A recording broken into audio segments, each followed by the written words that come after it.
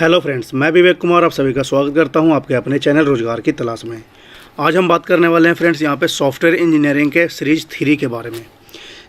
हमने 2 already video इस पे बना रखा है, first series and second series, जिसका लिंक डिस्क्रिप्शन में मिल जाएगा या फिर हमारे चैनल के प्लेलिस्ट में भी जाके आप चेक कर सकते हैं या फिर जो लाइव सेक्शन है वहाँ पे भी जाके चेक कर सकते हैं। वहाँ पे आपको इसका रिवीजन करने के लिए 2 वीडियो ज़रूर मिल जाएंगे। और इससे अनदर वीडियो चाहिए जैसे फंडामेंटल के, कंप्यूटर आर्किटेक्चर के, वो भी आपको हमारे चैनल पे अवेलेबल है, वो भी वहाँ से जाके आप चेक कर सकते हैं। आज हम बात करेंगे फिर से नए 50 क्वेश्चन के लिए जो सॉफ्टवेयर इंजीनियरिंग के रिलेटेड है फ्रेंड्स। और यहाँ पे देखिए आपके एग्जाम पर्पज़ से या इंपॉर्टेंट क्वेश्चन होने वाले हैं, क्योंकि 4 से 5 क्वेश्चन आपको इसके रिलेटेड आपके एग्ज़ाम में आने वाले हैं। तो इसको देर ना करते हुए सबसे पहले क्वेश्चन पे हम आते हैं। आज का सबसे पहला क्वेश्चन है आप लोग के लिए, from the following which software has been characterised by number crunching algorithm. Number crunching algorithm जो है इनमें से कौन सा है? तो इनमें से ये इंजीनियरिंग एंड साइंटिफिक सॉफ्टवेयर है। तो जो लोग अभी तक यहाँ पे पहला क्वेश्चन हो चुका है और जो लोग अभी तक जुड़े नहीं हैं उनको लिंक शेयर कर दीजिए, वीडियो को जल्दी जल्दी शेयर कर दीजिए ताकि सारे लोग यहाँ पे जुड़ के इसको रिवीजन कर सकें। चलिए हम दूसरे क्वेश्चन पे आते हैं। सेकंड क्वेश्चन है, IEEE provides a standard as IEEE 8301993, यानी यह जो IEEE 830 है वह 1993 में, यानी for which activity the standardise for recommended standard. Recommended कौन सा यहाँ पे जो ऑप्शन है वो किया जा रहा है, कौन सा स्टैंडर्ड रिकमेंडेड किया जा रहा है? तो यहाँ पे देखिए सॉफ्टवेयर रिक्वायरमेंट स्पेसिफिकेशन जो है वह यहाँ पे रिकमेंडेड किया जा रहा है फॉर किसके लिए? IEEE 830 के लिए। चलिए क्लियर है। नेक्स्ट क्वेश्चन पे आते हैं। A generic process framework for software engineering encompasses 5 activities, what are those activity? यानी जो सॉफ्टवेयर इंजीनियरिंग इनकम्पेसिव का 5 एक्टिविटी है उन ये कौन कौन से हैं? तो वो आपको यहाँ पे देना है। ऑप्शन में 5 ऑप्शन दिए गए हैं तो यहाँ पे देखना है। तो इसमें जो communication, planning, modelling, constructions and deployment जो है ये आपका राइट आंसर हो जाएगा। सबसे पहले है कम्युनिकेशन, सेकंड है प्लानिंग, मॉडलिंग, कंस्ट्रक्शंस, फिर डिप्लॉयमेंट। क्लियर है। चलिए नेक्स्ट क्वेश्चन पे आते हैं। Who deliver the technical skills that are necessary to engineer for product और an application? Who deliver the technical skills, यानी टेक्निकल स्किल कौन डिलीवर करता है, किसके लिए? Necessary to engineer for product. जो इंजीनियर है वो प्रोडक्ट है वो जो इंजीनियर आपका प्रोडक्ट बना रहा है उसके लिए। तो इसमें से कौन सा करेगा? तो यहाँ पे आपका ऑप्शन दिया गया है, project manager, practitioners, customers and and users. तो इसका राइट आंसर बी यहाँ पे आपका राइट आंसर हो जाएगा। चलिए अगले सवाल पे हम आते हैं। अगला सवाल है, project risk factor is considered in which model? कौन से मॉडल में यहाँ पे प्रोजेक्ट रिस्क फैक्टर कंसाइडर करता है? कौन सा मॉडल यहाँ पे कंसाइडर करता है? तो इसमें से स्पाइरल मॉडल जो है वो कंसाइडर करता है कौन? Project risk factor. चलिए अगले सवाल पे आते हैं। अगला सवाल है आप लोग के लिए, what is a child windows that contain message for the user and request for some action to be taken? ठीक है, तो इसका राइट आंसर जो होगा वो डायलॉग बॉक्स हो जाएगा। Dialogue box is the right answer. चलिए अगला सवाल है, a project can be characterise as? Project क्या कैरेक्टराइज कर सकता है? ठीक है, तो ये जो ऑप्शन दिया गया है चारों जितना भी ऑप्शन दिया गया है वो सब कुछ गलत है। इसका कैरेक्टरिस्टिक्स यह है ही नहीं, जिसमें से बताया गया है एवरी प्रोजेक्ट में not have a unique and distinct, जबकि यहाँ पे जो प्रोजेक्ट में है प्रत्येक प्रोसेस जो होता है वह यूनिक होता है और उसका एक स्पेसिफिक गोल होते हैं। आगे इसमें बताया गया प्रोजेक्ट इज रूटीन एक्टिविटी या डे टू डे ऑपरेशन। इसको डे टू डे ऑपरेशन नहीं कर सकते हैं। प्रोजेक्ट एक मतलब जो प्रोजेक्ट का रिक्वायरमेंट जो है वह आपको एक बार बनाना होता है, देन आफ्टर उस पर काम करना होता है। ठीक है, तो इसका राइट आंसर हो जाएगा नन ऑफ द एबव। अगले सवाल पे आते हैं, विच model is not suitable for large software projects but good one of learning and experimenting? तो इसका हो जाएगा big bang model. Big bang model is the right answer. Big bang model जो है वो सपोर्ट नहीं करता है, जबकि spiral model, iterative model and waterfall model यहाँ पे सपोर्ट करता है और यहाँ पे बिग बैंग जो है वह सपोर्ट नहीं करता है। क्लियर है। चलिए नेक्स्ट क्वेश्चन पे आते हैं। which include modification and updations done in order to correct or fix the problem that are either described by the user and concluded by the user error report. Option यहाँ पे दिया गया है perfective maintenance, adaptive maintenance, corrective maintenance and preventive maintenance. तो इसका हो जाएगा answer right corrective maintenance. चलिए अगले सवाल पे हम आते हैं। देखिए अगला सवाल है Boheme. Boheme suggest an approach that advice project. जो बोहेम है वो एक एल्गोरिथम है। Boheme suggest an approach that addresses project objectives, milestone and schedules, responsibilities, management and technical approach and required resource. ठीक है, द प्रिंसिपल इज कॉल्ड। जो इतना चीज़ है उसका सबका एक प्रिंसिपल होगा, कुछ ना कुछ काम करने का एक तरीका होगा, उसको क्या बोला जाता है? तो उसको बोला जाता है W5HH principle. W5HH principle is the right answer. अगला सवाल देख लेते हैं। The objective for formal technical review is the core errors in software work products. यह कथन सत्य है या फिर असत्य है?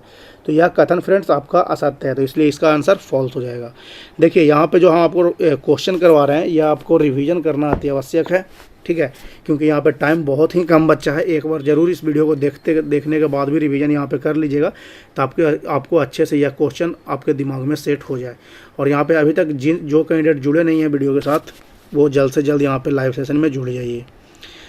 अगला सवाल देख लेते हैं।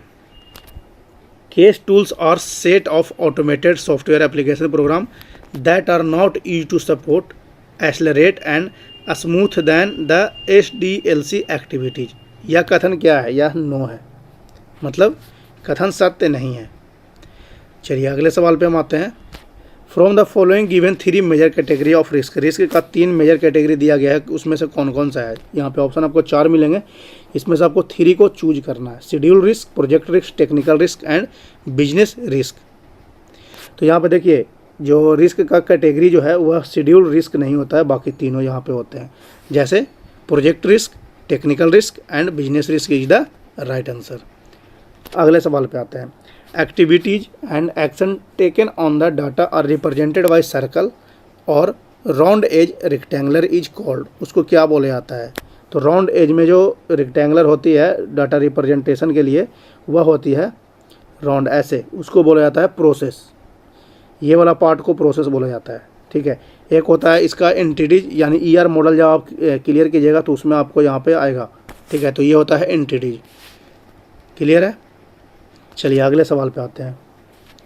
The 6 sigma for software engineering what gives the existing process and it's output the determine the current quality performance.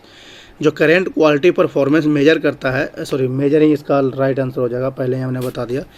देखिए 6 सिग्मा में जो करेंट क्वालिटी परफॉर्मेंस करता है वह मेजर किया जाता है। ठीक है, अगले सवाल पे आते हैं। Which tools are helpful in the all the stage of SDLC for requirement gathering to the testing and documentation। Documentation, testing and documentation के लिए यहाँ पे क्या यूज किया जाता है? कौन सा टूल्स यहाँ पे यूज किया जाता है? तो उस टूल्स का नाम है इंटीग्रेटेड केस टूल्स। चलिए अगला सवाल देख लेते हैं।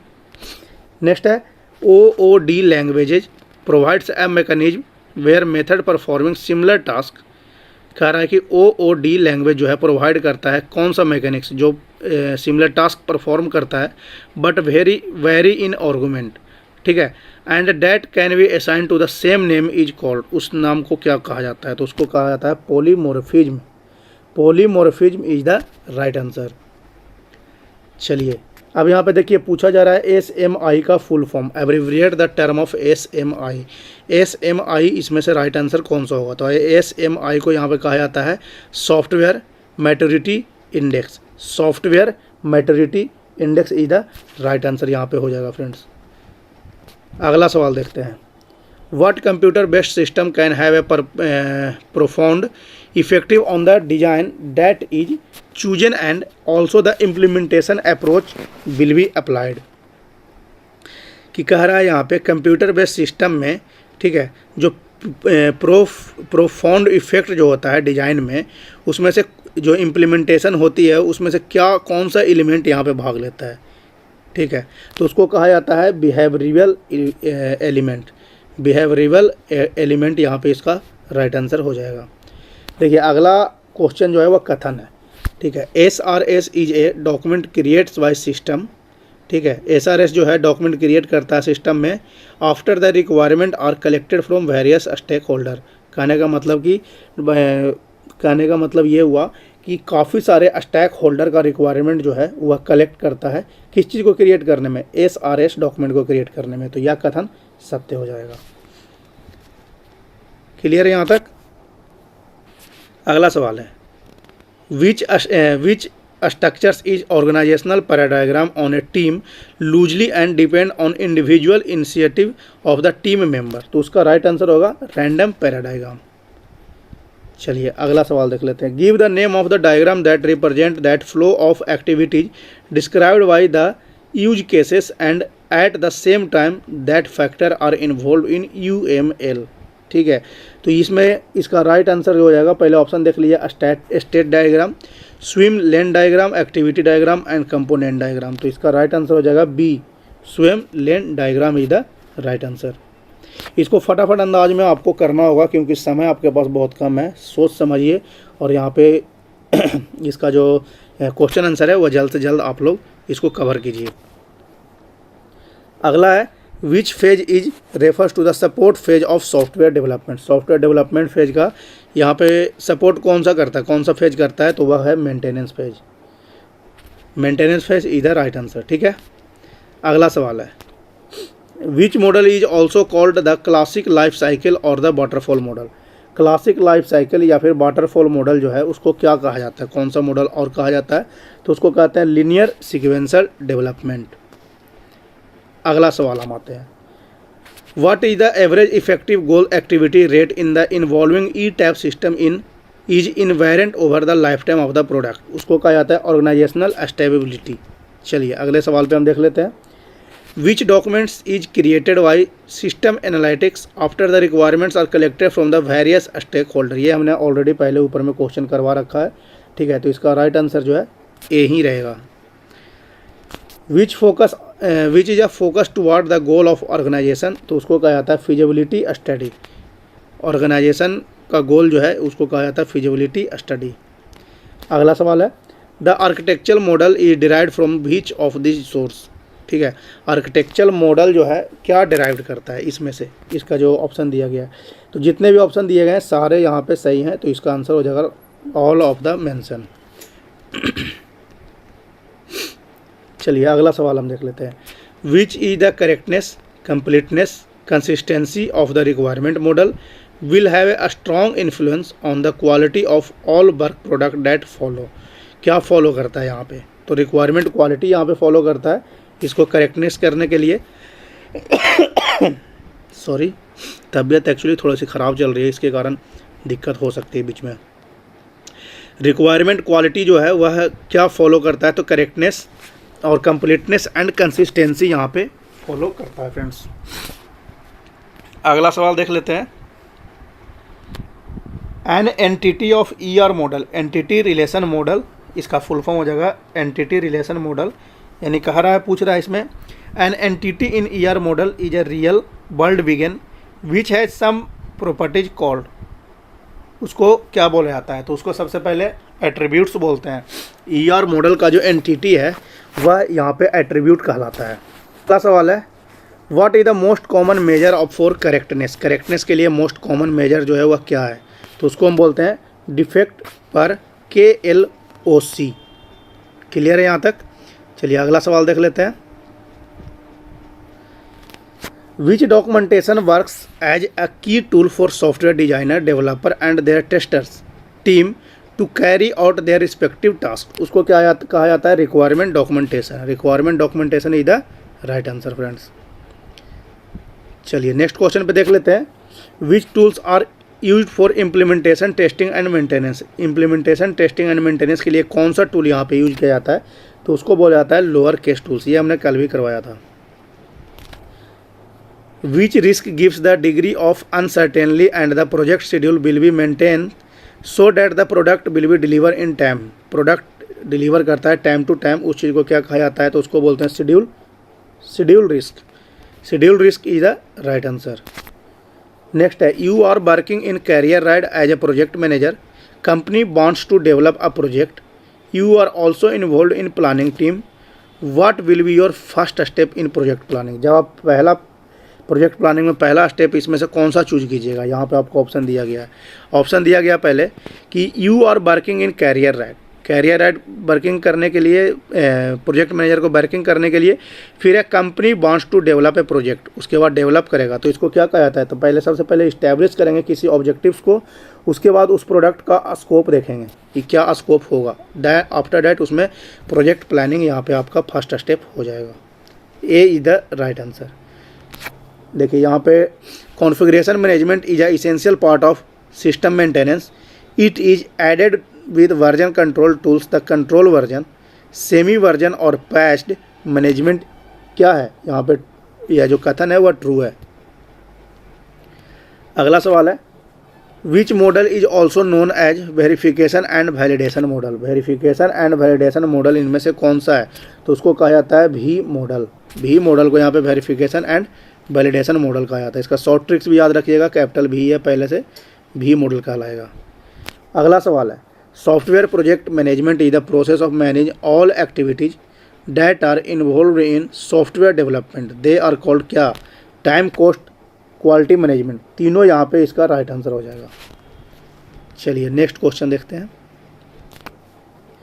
अगला सवाल है a small picture representing an associates application, what does it means. इसका मतलब क्या है। जो यहाँ पे small picture represents in associate application कहते हैं, उसका मतलब यहाँ पे आइकन रिप्रेजेंट कर रहा है।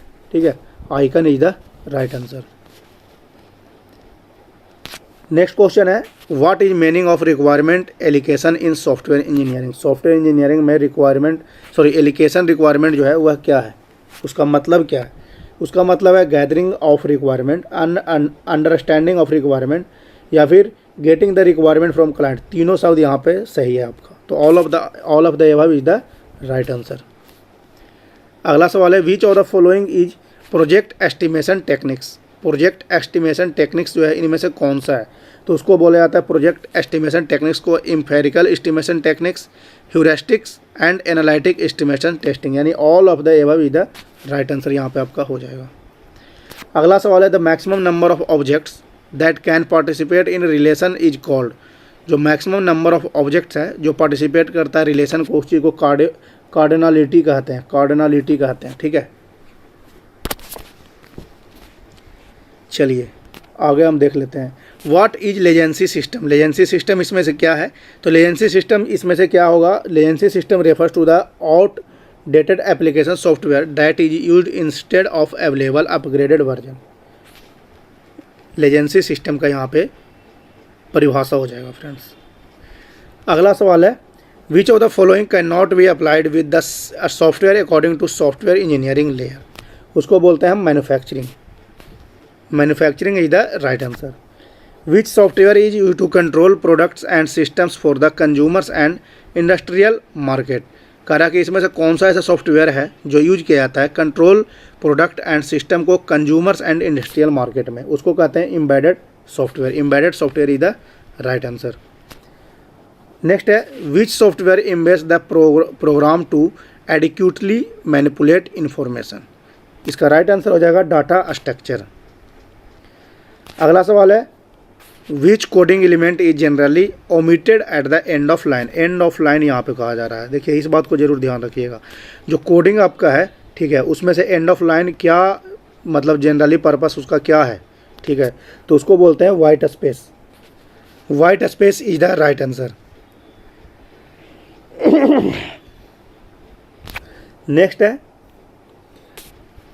नेक्स्ट क्वेश्चन है the rule of writing if then else case study while until या फिर फॉर कंट्रोल। जो यहाँ पे स्टेटमेंट है उसको क्या कहा जाता है। तो ये सारे स्टेटमेंट जो है वह स्ट्रक्चर को कंट्रोल करने के लिए लगाया जाता है। कहने का मतलब यह लूपिंग सिस्टम है। ठीक है, और यह स्ट्रक्चर जो बनाते हैं आप प्रोग्राम उसका कंट्रोल करता है। तो इसको हम राइट आंसर हो जाएगा कंट्रोल स्ट्रक्चर। क्लियर है। अगला सवाल है if an application allow executing multiple instance of itself they appear on the screen as separate window और कॉल्ड। ठीक है, तो उसी को क्या कहा जाता है। तो टैब कहा जाता है। Tab is the right answer हो जाएगा। देखिए आज का लास्ट क्वेश्चन है match the following list 1 and list 2। ठीक है, मतलब कि ये जो लिस्ट 1 दिया गया है उसको 2 से कंपेयर करना है और चूज यहाँ पे करेक्ट करना है। तो सबसे पहले दिया गया है रिक्वायरमेंट एलिकेशन। रिक्वायरमेंट एलिकेशन जो है वह एनालिसिस करता है। फिर से यहाँ पे बता देते हैं, रिक्वायरमेंट एलिकेशन करता है वह एनालिसिस करता है। इसको ध्यान दीजिएगा। डिज़ाइन जो है आपका स्ट्रक्चर एंड बिहेवियरल बनता है, यानी डिज़ाइन क्या होता है, किसी प्रोग्राम का स्ट्रक्चर होता है। नेक्स्ट यहाँ पे इम्प्लीमेंटेशन। इम्प्लीमेंटेशन मतलब क्या होता है, किसी चीज़ का डेवलप करना, मॉड्यूल को डेवलप करना, ठीक है।